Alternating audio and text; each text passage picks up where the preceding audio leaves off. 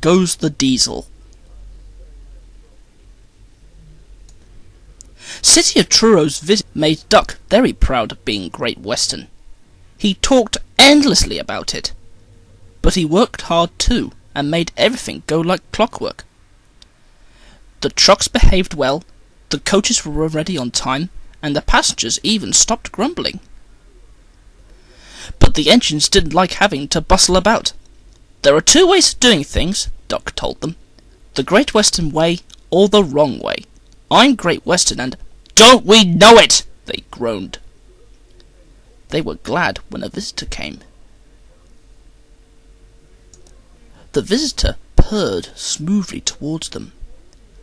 The Fat Controller climbed down.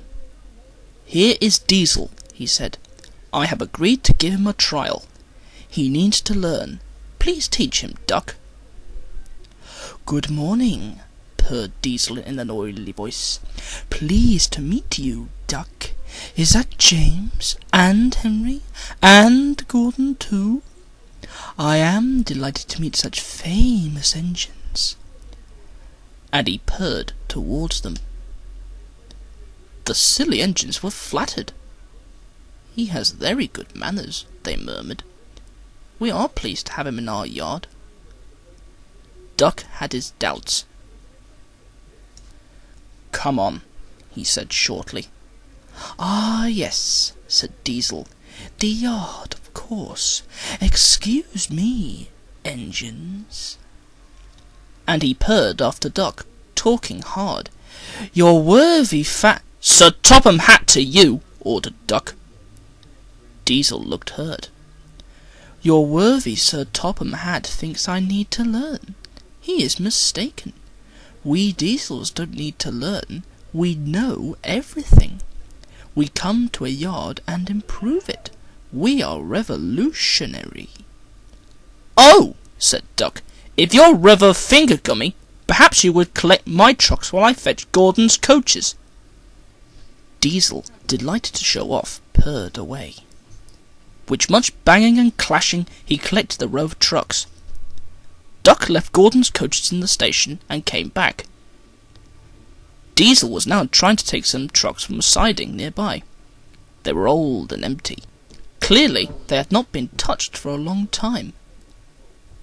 Their brakes would not come off properly. Diesel found them hard to move. Pull! Push! Backwards! Forwards! Oi! Oh! The trucks groaned. We can't!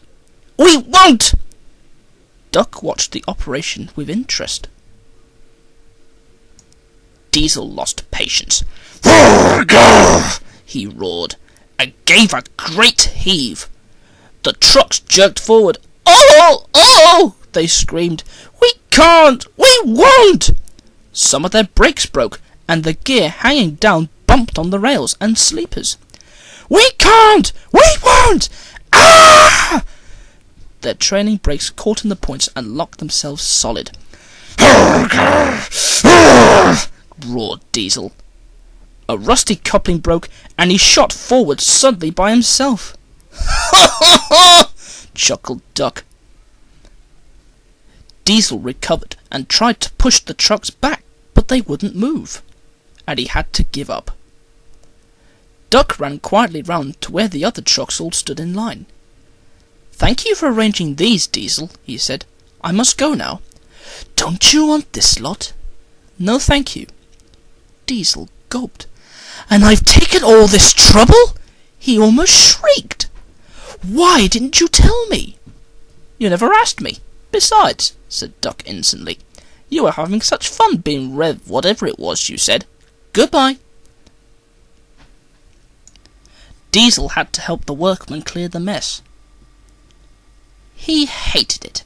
All the trucks and coaches were laughing. Presently he heard them singing. Their song grew louder and louder, and soon it echoed through the yard. Trucks are waiting in the yard, tackling them with diesel. Show the world what I can do, gaily boasts the diesel. In and out he creeps about, like a big black weasel.